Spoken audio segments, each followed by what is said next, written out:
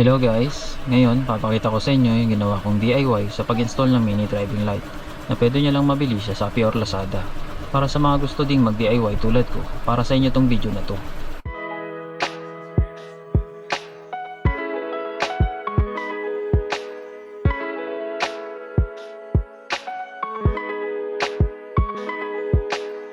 Okay, let's go!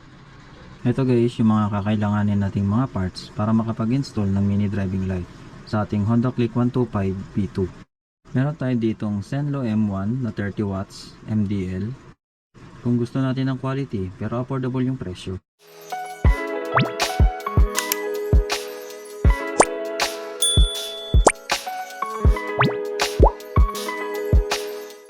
Bali, ito yung ating mini driving light.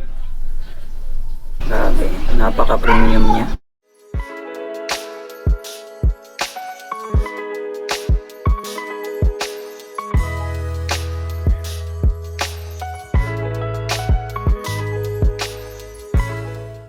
Kung makikita nyo, meron siyang fan sa likod. Ito yung nagsisilbing cooler niya kahit matagal nyo siyang gamitin.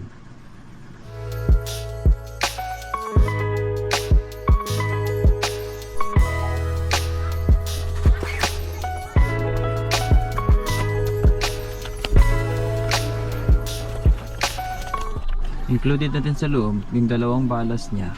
Ito yung regulator ng MDL natin.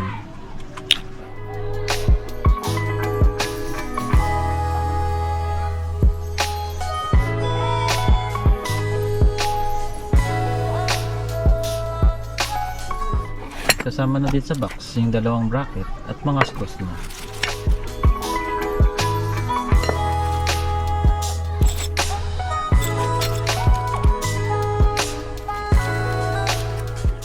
Meron tayong domino 3-way switch. Meron tayong wire terminal. At syempre, meron din tayong automotive wire. Fuse na 10 amps. At electrical tape. Meron tayong MDL bracket for Honda Click 125. Meron tayong Bosch relay 12 volts 5 pin. Tapos meron tayong socket for relay para mas maayos tignan.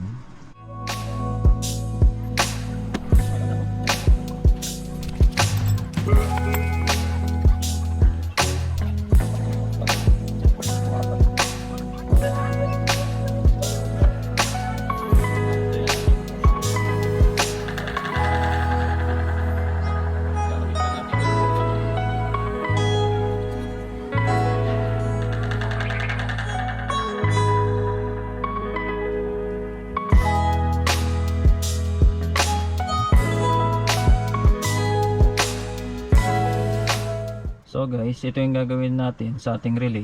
Yung number 30, dyan natin ikakabit yung positive papunta sa battery. Meron tayong relay 1 and relay 2. Pagsasamahin lang natin yung dalawang number 30 sa relay.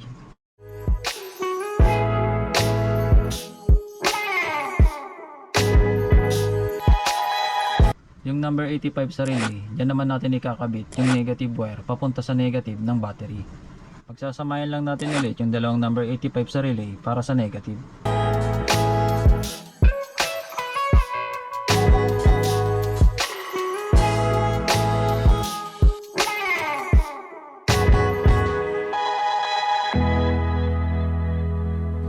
Number 87 naman sa relay, ito yung output natin na high or low na papunta dun sa balas ng MDL.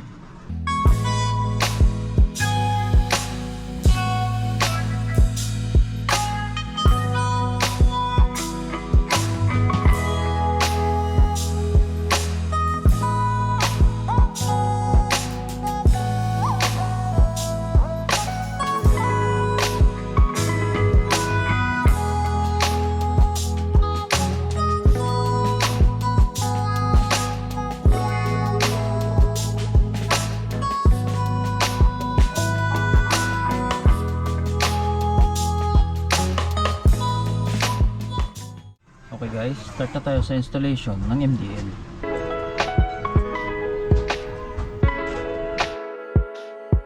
Tatanggalin na muna natin itong mga screws. Para ma-unscrew, gagamit tayo ng special tool.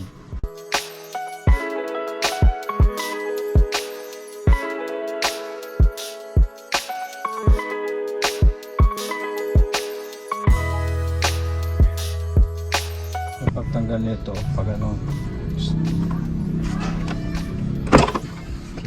screw.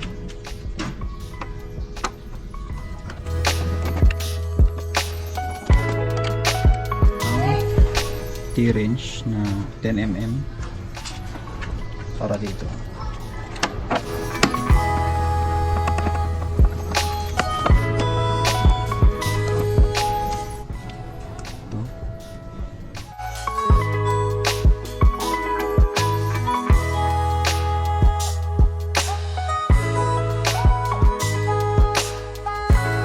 Tapos guys, meron siya ditong plastic lock.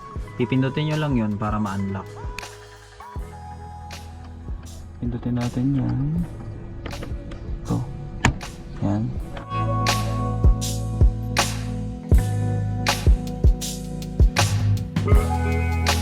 Tapos pag ibabalik nyo siya, kailangan nakaganyan yan.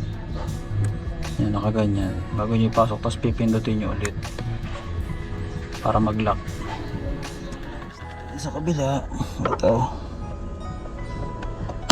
Yan. Hugot, yun madali lang dito. Ayan. So ayan siya. Tapos to, iangat muna natin to para mahatak natin to pag ano. So iangat muna natin to.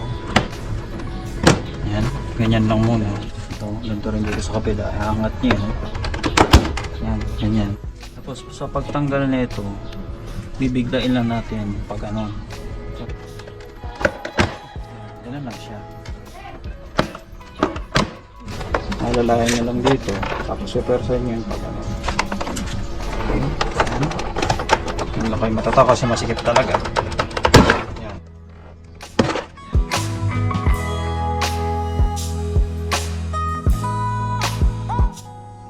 So, tatanggalin natin to yung connector para dun sa stock na ilaw.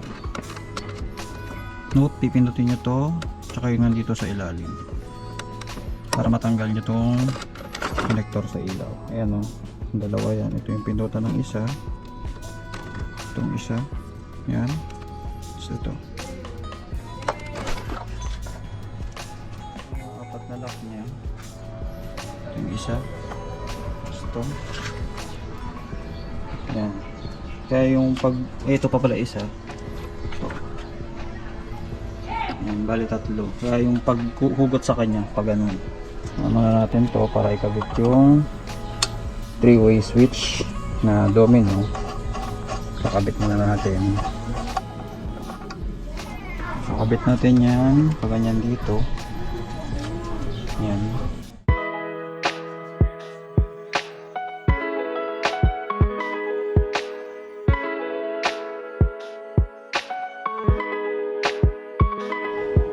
Itong kable lulusot natin dito.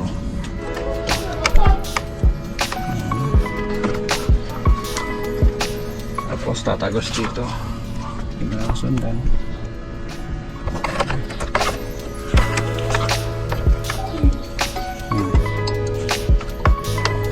Tatanggalin muna natin itong battery para safety first tayo.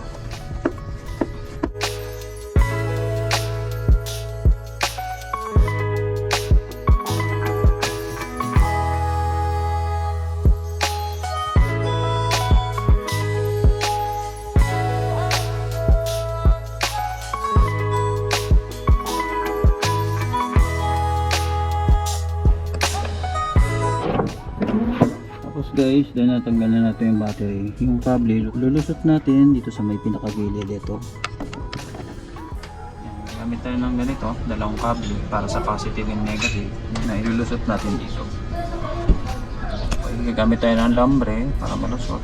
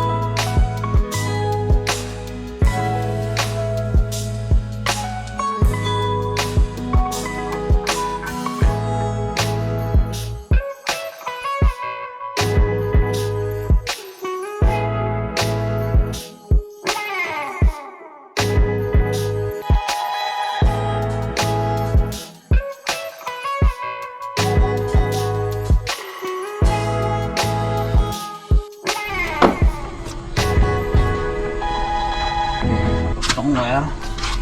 Lusot natin ulit dito sa ilalim. Dito natin patatagusin. Dito. Palabas dito. Okay.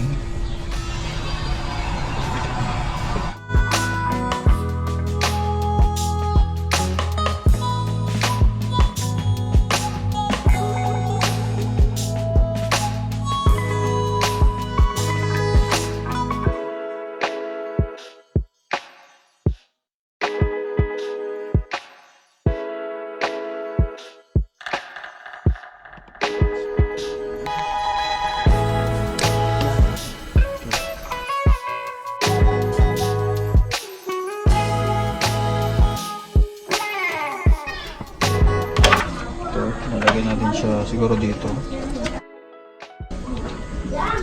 Ayan, dyan. Para mas malinis siyang tignan. Ito yung balas ng MDL. Ito siya siguro. Ayan, ganyan.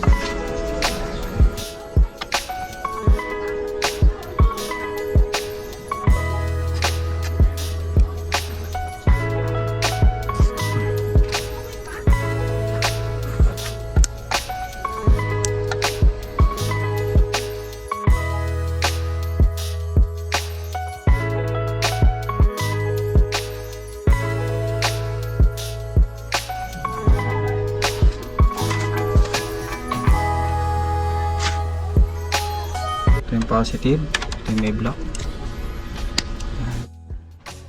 So lalagyan na natin ng tape para hindi tayo malito na ito yung positive niya. So saka na natin yung putulin yung block para walang lituhan. Yan. Tapos sa positive, ito yan, maglalagay tayo ng ganito para susuksok na lang natin yan pa ganyan.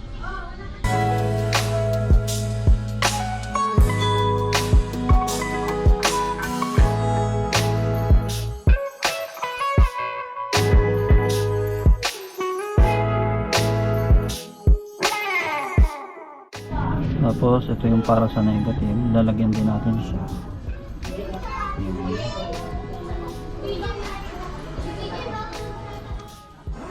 Ito guys, dadalawin natin yung negative. Itong isa ay para doon sa balas ng ating MDL.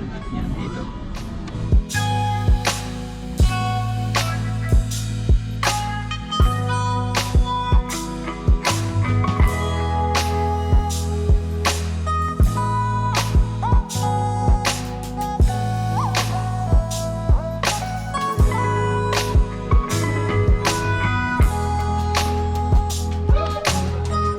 Positive, ito yung positive ng battery, so kukonek natin ganyan, kukorek lang natin. Ito yung positive number 30 dito sa relay, number 30 positive papunta dun sa battery.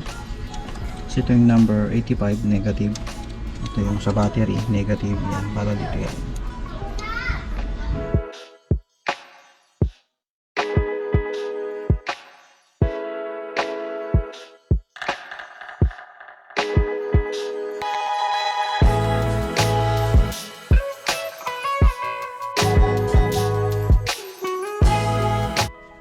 Tapos ito naman yung number 87, ito yung output.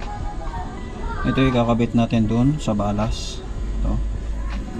Ito yung connector mula dun sa MDL. So dito pinagdikit na natin yung dilaw sa dilaw, puti sa puti, black sa black, tapos pula sa pula. So huwag yung pagpapalitin kasi pwede kayong magkamali. Yan.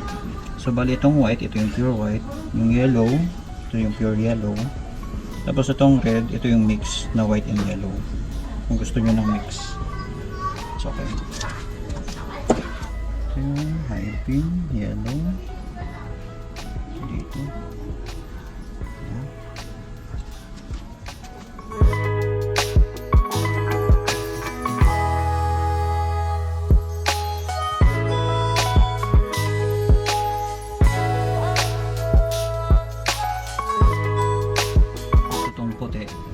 Dito naman sa kabilang relay yung 87. So pag nagkamali kayo guys, kasi hindi nyo pa alam yung high and low neto, kasi pwedeng ito yung high, pwede ito yung low. So kung magkamali, pwede nyo baliktarin kung saan yung high and low.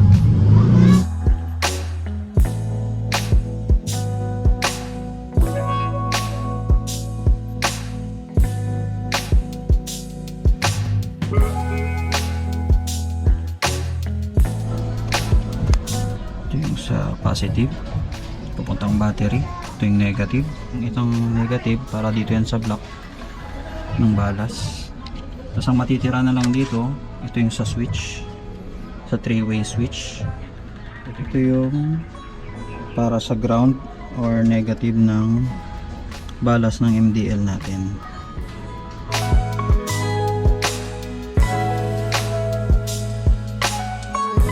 Tapos ikakabit na natin siya sa collar block ng balas papuntang MDL. So ito yung block, ito yung negative or ground nung sa battery. Yan, kakabit na natin dito. Yan, natin titipan.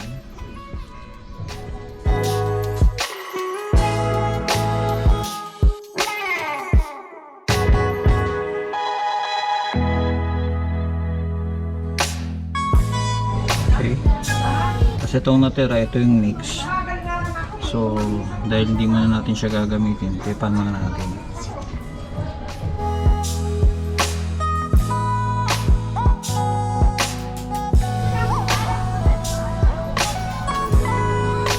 Okay, tapos yung next natin, yung 3-way switch. Yung color red dito, ito yung common wire natin. Ito yung lalagay natin sa accessory wire ng motor natin. Tapos ito yung yellow tsaka black. Ito yung pwedeng high or low. So para sa akin, yung dilaw, dito na lang din sa dilaw sa number 86 ng relay. So pagdudugtungin ko na lang yan. Ganito na lang.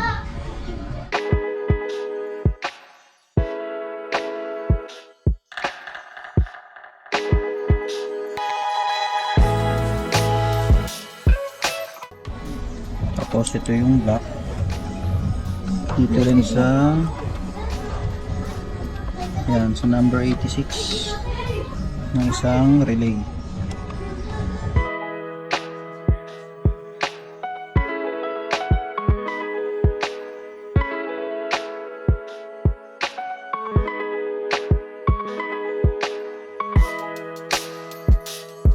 So para sa accessory wire, bali ito yun. Yan, tanggalin natin. Ito.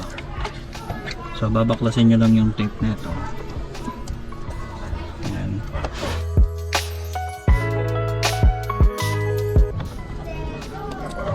Hindi nyo na kailangan ikat to or hiwaan kasi ganito lang yan. Yan, nakatabon lang siya dyan. Sanapin nyo lang yung color block. Bali ito. Yan, color block. Walang ibang kulay dyan, ito lang black. So ito yung accessory wire para doon sa Honda Click. So Honda Click lang to applicable.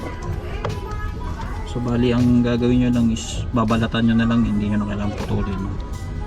Tapos i-jumper nyo lang dyan yung kulay pula o yung common wire. Yung common wire ng 3-way switch. Yan.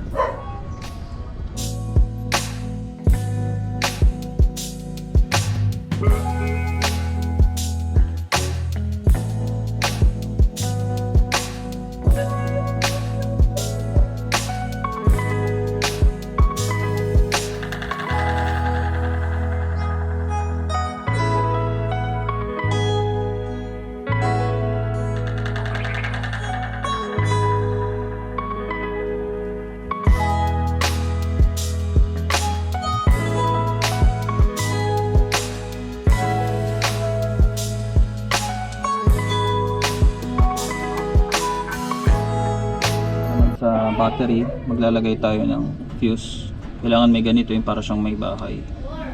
Tapos 10 ampere yung fuse. So, ikakabit natin to sa positive.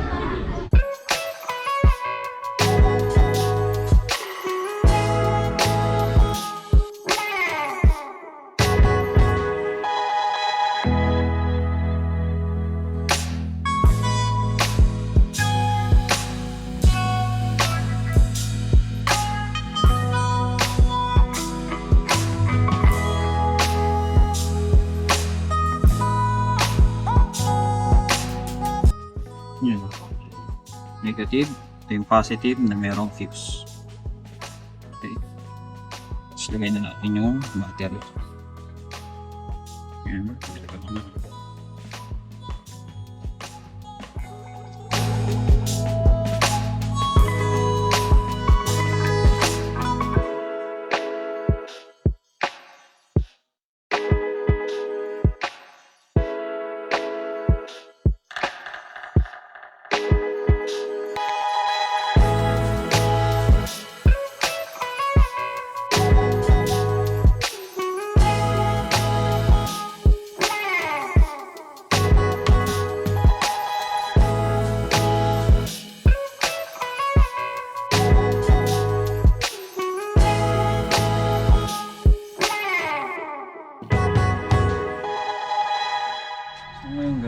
Testing muna natin yung itong ilaw niya. Kukonect natin muna dito kung gagana.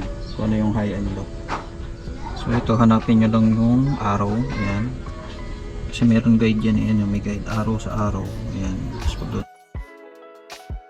pagdutungin nyo lang yan. Ayan. So bali ito pa ganyan. Dapat itong kable nandito sa ilalim.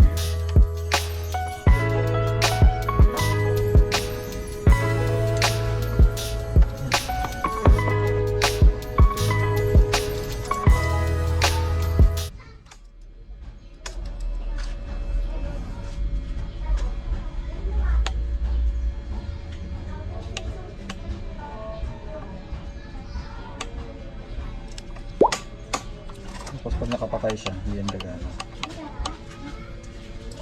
Okay. So dito pag magkakabit tayo ng ilaw, tatanggalin lang natin ito. Ayan. So ito yung ilaw. So yung bracket ng ilaw, ikabit nyo na. Ganito lang yung pagkakabit nyan. Itong bracket, bibili lang to sa Shopee or Lazada, merong ganito. Tapos dapat kailangan hindi sobrang higpit ng ganito para ma-adjust mo to taas baba. So pagkabit nito kailangan ganito. Iangat mo lang ito ng konti. Susuksok ng ilaw. Ayan. Ayan. Ganyan siya.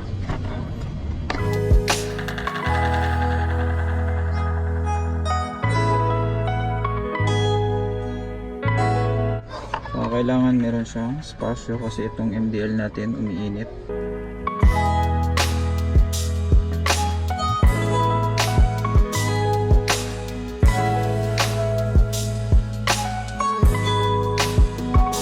Ito ang magiging itsura niya.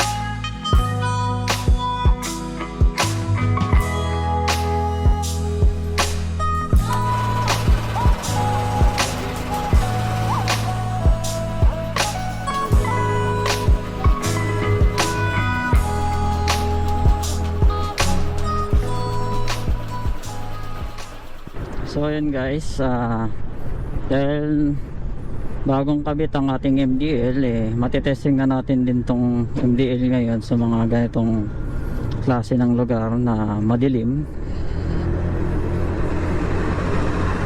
So ang low beam natin is pure white. So ito siya.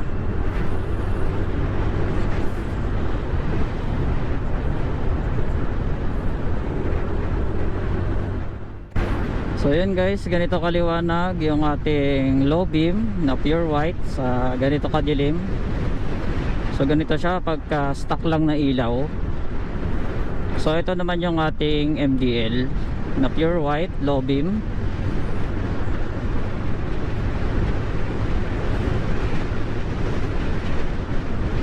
So kahit paano malawak yung sakop niya. At ito naman ang ating high beam. Ayan.